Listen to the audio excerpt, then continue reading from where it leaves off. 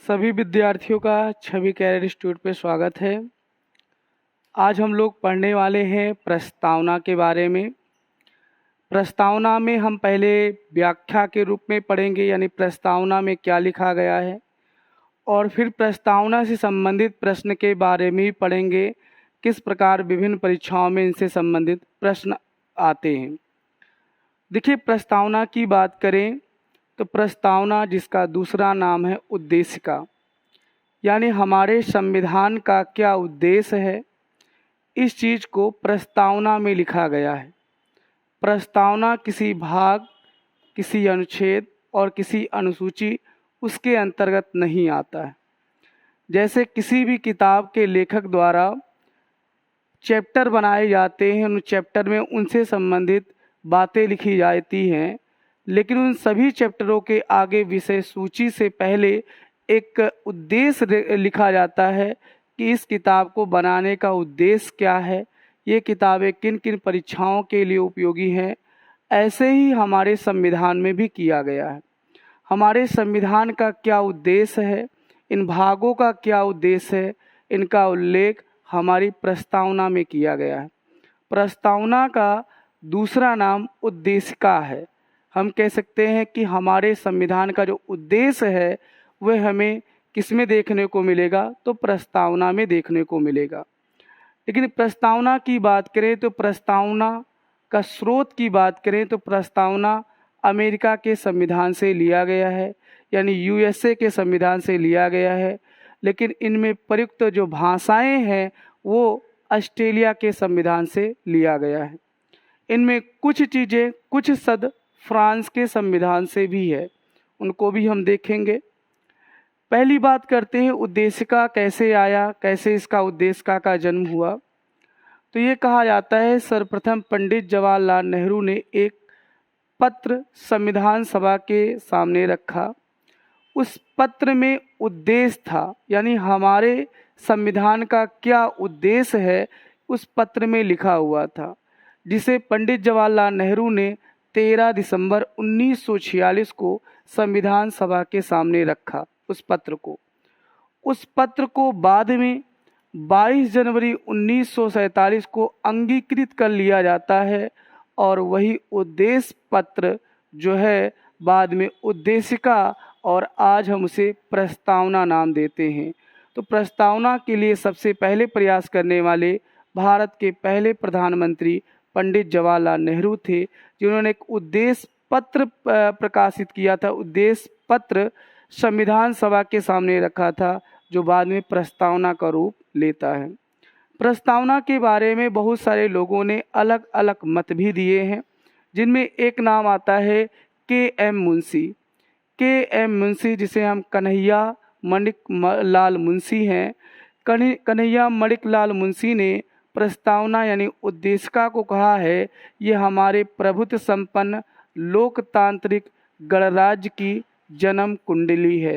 यानी प्रस्तावना को इन्होंने कहा है कि ये जो प्रस्तावना है वो हमारे देश की, यानी प्रभुत्व संपन्न लोकतांत्रिक गणराज्य की जन्म कुंडली है। वहीं पंडित जवाहरलाल नेहरू की बात करें तो पंडित जवाहरलाल नेहरू ने प्रस्तावना को संविधान की कुंजी कहा है, संविधान की आत्मा कहा है। तो संविधान की आत्मा या संविधान की कुंजी कहलाने वाले व्यक्ति, उनका नाम है पंडित जवाहरलाल नेहरू। पंडित जवाहरलाल नेहरू ने प्रस्तावना को आत्मा कुंजी का नाम दिया गया है। लेकिन वही जन्म कुंडली की बात करते हैं तो कौन कहा है, के.एम. मुंशी ने कहा है। दूसरा चीज, एक व्यक्ति हुए हैं सुभाष कश्यप। सुभाष कश्यप ने ये कह दिया है कि अगर संविधान शरीर है तो प्रस्तावना उसकी आत्मा है। यदि संविधान शरीर है तो प्रस्तावना उसकी आत्मा है। अगर प्रस्तावना आधारशिला है तो संविधान उस पर खड़ी अटलिकाएं हैं। ये कथन सुभाष कश्यप का है। वहीं सर अलादी कृष्ण स्वामी की बात करें तो इन्होंने कहा है कि उद्देशिका यानी प्रस्तावना हमारे सपनों और विचारों का प्रतिनिधित्व करती है। यानी हमारे सपनों और विचारों का जो प्रतिनिधित्व करने वाला है वो क्या है, उद्देशिका है, यानी प्रस्तावना है। फिर उसके बाद अगर वाद की बात करते हैं तो सबसे पहले एक वाद हुआ है जिसका नाम है गोलकनाथ बनाम पंजाब राज। इस वाद के में यानी गोलकनाथ बनाम पंजाब राज में सुप्रीम कोर्ट द्वारा ये माना गया है कि ये जो प्रस्तावना है वो संविधान की मूल आत्मा है। और उस वाद में ये भी माना गया है कि अगर हमें किसी भी संविधान के भाग की व्याख्या करना है तो उस व्याख्या में जो सहायक होगा वो प्रस्तावना होगा। यानी सभी भागों की, सभी अनुसूची की जो व्याख्या करता है, उनके बारे में बताता है, वो क्या है? प्रस्तावना है। दूसरी चीज ये भी है कि अगली जो केस है उसमें कहा गया है केशवानंद भारती बनाम केरल राज्य में प्रस्तावना को संविधान का भाग स्वीकार किया गया है परंतु माना नहीं गया था। तो आपसे ऐसे भी प्रश्न पूछा जा सकता है कि प्रस्तावना को किस वाद के अंतर्गत संविधान की आत्मा माना गया है? तो गोलकनाथ बनाम पंजाब राज्य। और किस में स्वीकार किया गया था पहली बार? तो वह केशवानंद भारती बनाम केरल राज्य, जो 1973 में ये वाद है। वही बेरूबरी वाद भी इससे संबंधित है प्रस्तावना को लेकर, और प्रस्तावना को कहा गया है कि यह संविधान का भाग नहीं है। यानी बेरूबरी केस में प्रस्तावना को संविधान का भाग नहीं माना गया, वहीं केशवानंद भारती में इसे स्वीकार किया गया और गोलकनाथ बनाम में प्रस्तावना को संविधान का भाग माना गया, संविधान की आत्मा मानी गई। यदि हमें संविधान में परिवर्तन करना है मूल ढांचे को छोड़कर, तो उस मूल ढांचे की जो परिभाषा है वो हमारा प्रस्तावना ही बताता है। यानी हम कह सकते हैं संविधान में अगर कोई चीज़ें समझ में नहीं आती है तो उसके लिए सहायक होती है प्रस्तावना। प्रस्तावना उसके लिए सहायक होती है। तो अब देखेंगे प्रस्तावना में क्या क्या लिखा गया है। देखिए, जो प्रस्तावना है, प्रस्तावना में लिखा है हम भारत के लोग भारत को एक संपूर्ण प्रभुत्व संपन्न समाजवादी पंथनिरपेक्ष लोकतांत्रिक गणराज्य बनाने के लिए तथा उसके समस्त नागरिकों को सामाजिक, आर्थिक और राजनीतिक न्याय तथा विचार, अभिव्यक्ति, विश्वास, धर्म, उपासना की स्वतंत्रता, प्रतिष्ठा और अवसर की समानता प्राप्त करने के लिए तथा उन सब में व्यक्ति की गरिमा, राष्ट्र की एकता और अखंडता सुनिश्चित करने वाली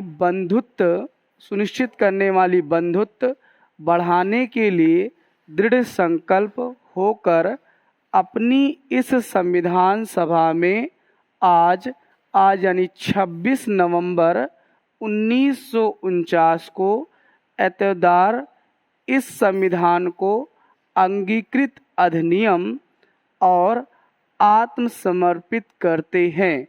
आत्मसमर्पित का मतलब हुआ ये लागू नहीं किया गया, ये लागू स्वतः होता है।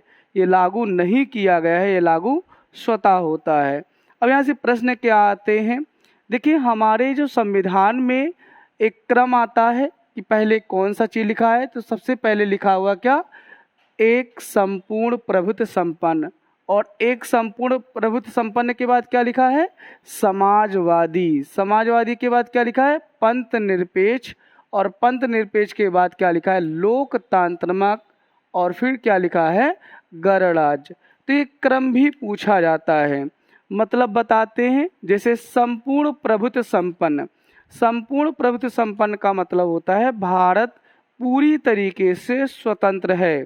जैसे पहले भारत ब्रिटेन का गुलाम था तो पूरी तरीके से स्वतंत्र नहीं था, यानी भारत किसी भी निर्णय को स्वतः नहीं ले सकता था, उसे ब्रिटिश सरकार की परमिशन लेनी पड़ती थी।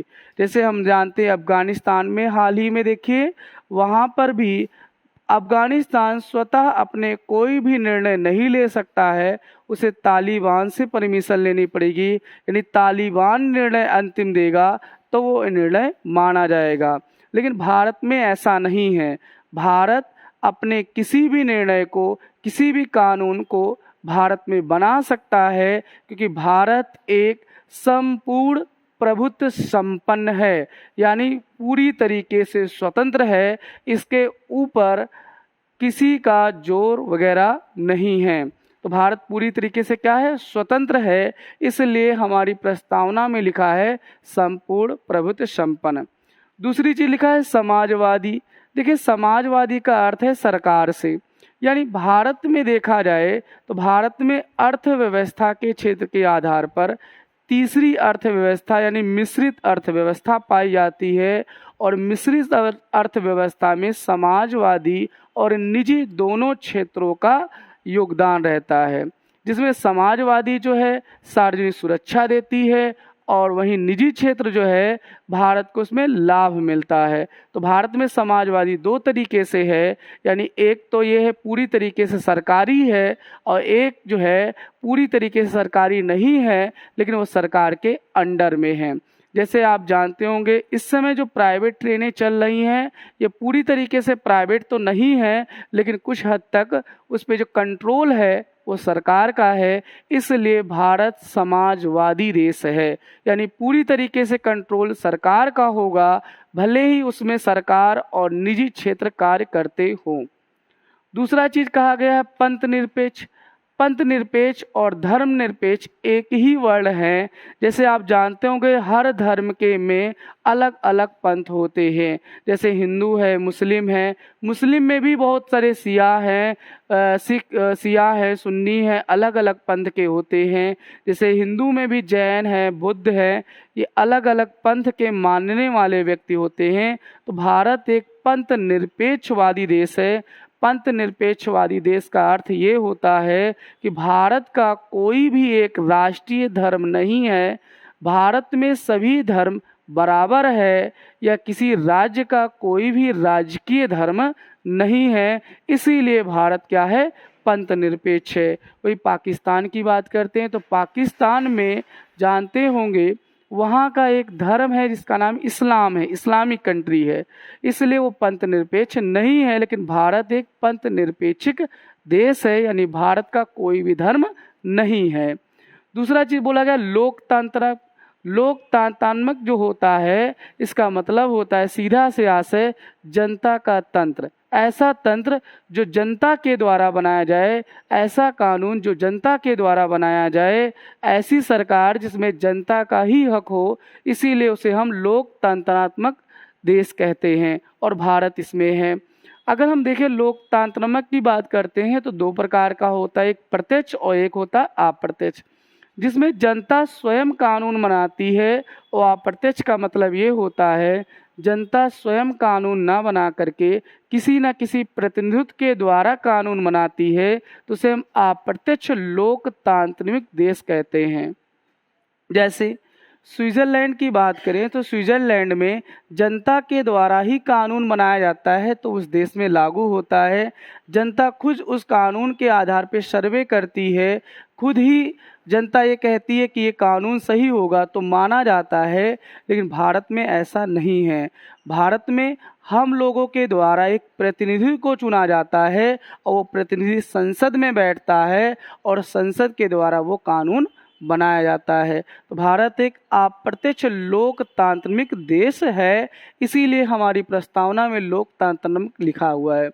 दूसरा चीज लिखा है गणराज्य। गणराज्य क्या है?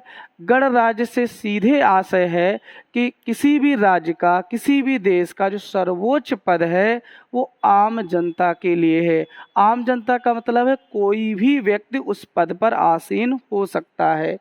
जैसे बहुत सारे देश है वहाँ पे राजा महाराजा की सरकार है, अगर राजा मरेगा तो उसका बेटा सर्वोच्च पद पे आएगा, अब वो मरेगा उसका बेटा मरेगा तो उसका बेटा भी सर्वोच्च पद पे आएगा। लेकिन भारत में ऐसा नहीं है। भारत एक गणराज्य है, यानी भारत में जो सर्वोच्च पद है उस पर कोई भी व्यक्ति आ सकता है। तो ये क्रम आपसे पूछे जाते हैं प्रस्तावना में, तो प्रस्तावना में सबसे पहले संपूर्ण प्रभुत्व संपन्न लिखा है, और फिर लिखा हुआ है समाजवादी, फिर लिखा हुआ है पंथ निरपेक्ष, फिर लिखा है लोकतांत्रिक, और फिर लिखा है गणराज्य। इसमें एक चीज और समझ लें, इसमें जो समाजवादी और पंथ निरपेक्ष ये दो वर्ड है, इसे मूल संविधान में नहीं जोड़ा गया था। इसे 42वें संविधान संशोधन 1976 में जोड़ा गया। इस प्रकार अगर ऐसा क्वेश्चन आता है कि 1975 से पहले इसमें कौन कौन सी भाषाएं थीं, तो एक संपूर्ण प्रभुत्व संपन्न, लोकतांत्रिक और गणराज, ये 3 वर्ड थे। लेकिन 1976 के बाद एक प्रभुत्व संपन्न, समाजवादी, पंथ निरपेक्ष, लोकतांत्रिक और गणराज ये शब्द बने, यानी 1, 2, 3, 4 ये 5 शब्द बने। फिर लिखा है बनाने के लिए तथा उसके समस्त नागरिक यानी समस्त नागरिकों के लिए सामाजिक, आर्थिक और राजनीतिक न्याय। न्याय की बात करें तो यानी हमारी प्रस्तावना में 3 प्रकार के न्याय दिए गए हैं। कौन कौन से न्याय हैं? सामाजिक है, आर्थिक है और कौन से न्याय है? राजनीतिक न्याय है। सामाजिक, आर्थिक और राजनीतिक न्याय के बारे में यानी हमारी प्रस्तावना में 3 प्रकार के न्याय हैं, सामाजिक, आर्थिक और राजनीतिक न्याय। दूसरा चीज है, फिर आगे लिखा है विचार, अभिव्यक्ति, विश्वास, धर्म, उपासना और उपासना की स्वतंत्रता। यानी हमारी प्रस्तावना में 1, 2, 3, 4, 5 यानी 5 प्रकार की स्वतंत्रता का उल्लेख है। वैसे बता दें हमारे संविधान के अनुच्छेद 19 में भी स्वतंत्रता का उल्लेख है, लेकिन वहाँ पे हमें 6 प्रकार की स्वतंत्रता मिली हुई है, लेकिन प्रस्तावना में 5 प्रकार की स्वतंत्रता का उल्लेख है। वो स्वतंत्रता कौन सी है? विचार, अभिव्यक्ति, विश्वास, धर्म, उपासना। यानी विचार, अभिव्यक्ति, विश्वास, धर्म और उपासना की स्वतंत्रता हमारे प्रस्तावना में लिखी गई है। यानी प्रस्तावना में 5 प्रकार की स्वतंत्रता है, 3 प्रकार का न्याय है। आगे बढ़ते हैं तो आगे लिखा है प्रतिष्ठा और अवसर की समता या समानता। यानी हमारे प्रस्तावना में 2 प्रकार की समानता के भी बारे में बताया गया। क्या बताया गया? कौन कौन सी समानता है? प्रतिष्ठा की और अवसर की। यानी प्रतिष्ठा और अवसर की समानता के बारे में। यानी समानता की संख्या कितनी है? 2 है।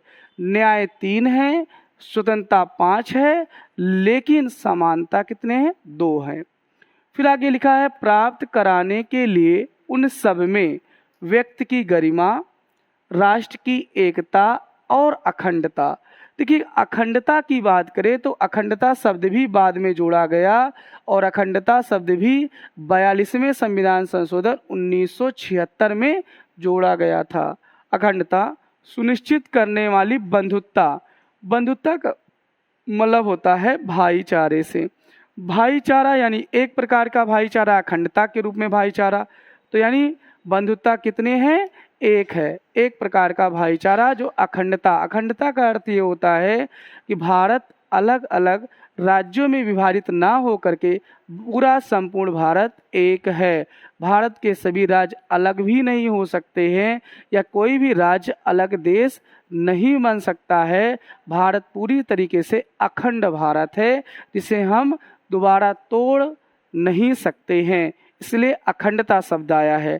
और अखंडता शब्द मूल प्रस्तावना में नहीं था, इसे 42वें संविधान संशोधन 1976 में लाया गया। दूसरा चीज लिखा हुआ है बढ़ाने के लिए दृढ़ संकल्प होकर अपनी इस संविधान सभा में आज, यानी इसे संविधान सभा द्वारा स्वतः लागू कर दिया गया, स्वतः आत्मसमर्पित कर दिया गया। वो तारीख थी 26 नवंबर 1949। इस प्रस्तावना को संविधान द्वारा लागू नहीं किया गया, इस संविधान द्वारा 26 नवंबर 1949 को स्वतः हमारे पूरे भारत में लागू हो गई। तो ये चीज़ें थी इसमें प्रस्तावना से संबंधित प्रश्न में। तो इनसे सभी प्रश्न आते रहते हैं, जैसे यहाँ से क्रम से आते हैं। संपूर्ण प्रभुत्वता, समाजवादी, पंथ निरपेक्ष, लोकतांत्रिक, गणराज्य, न्याय 1, 2, 3 प्रकार के न्याय, 5 प्रकार की स्वतंत्रता, 2 प्रकार के अवसर और 1 प्रकार की बंधुत्ता, ये आते हैं। अब एक चीज़ और भी यहाँ से क्वेश्चन बनता है कि हमारी प्रस्तावना में ये 42वें संविधान में जोड़ा गया, ये भी 42वें संविधान में जोड़ा गया, यानी संविधान संशोधन के बाद जोड़ा गया। तो क्या हम अपनी प्रस्तावना में हमने परिवर्तन किया? तो कभी कभी ऐसा भी प्रश्न आता है, क्या हम प्रस्तावना को परिवर्तित कर सकते हैं या नहीं? तो हाँ, प्रस्तावना को संविधान संशोधन के आधार पर बदला जा सकता है, परिवर्तित किया जा सकता है, संशोधित किया जा सकता है। और हमारी प्रस्तावना में सबसे पहली बार जब संशोधन हुआ वो था 42वां संविधान संशोधन 1976 में किया गया, जिसमें 3 शब्द जोड़े गए। एक तो जोड़ा गया समाजवादी, पंथनिरपेक्ष और अखंडता शब्द जोड़े गए। एक चीज और जान लें, इसकी प्रकृति की बात करें तो इसकी प्रकृति है न्याय योग्य नहीं है। न्याय योग्य का मतलब है कि आपको ये न्याय नहीं देती है, तो इसकी प्रकृति न्याय योग्य नहीं है। ये व्याख्यात्मक रूप में है, यानी हमारे संविधान के किसी भाग को अगर हम नहीं समझ पा रहे हैं कि ये भाग किसके लिए है, तो उसके लिए जो व्याख्या करने के लिए जो कुंजी है उसका नाम है प्रस्तावना, जिसका दूसरा नाम भी क्या है? उद्देशिका। और ये हमारे संविधान के सबसे पहले कह सकते हैं पहले पेज पर ये प्रकाशित है। ये किसी भाग में नहीं है, किसी अनुसूची में नहीं है, किसी अनुच्छेद में नहीं है। तो इस प्रकार प्रस्तावना से संबंधित जितने भी टाइप से प्रश्न बन सकते थे उनको हमने देखा। अब हम अगले वीडियो में हम आपको प्रस्तावना से संबंधित किन किन प्रकार से प्रश्न बनते हैं और किन किन प्रकार से प्रश्न पूछे गए हैं उनके बारे में चर्चा करेंगे। धन्यवाद।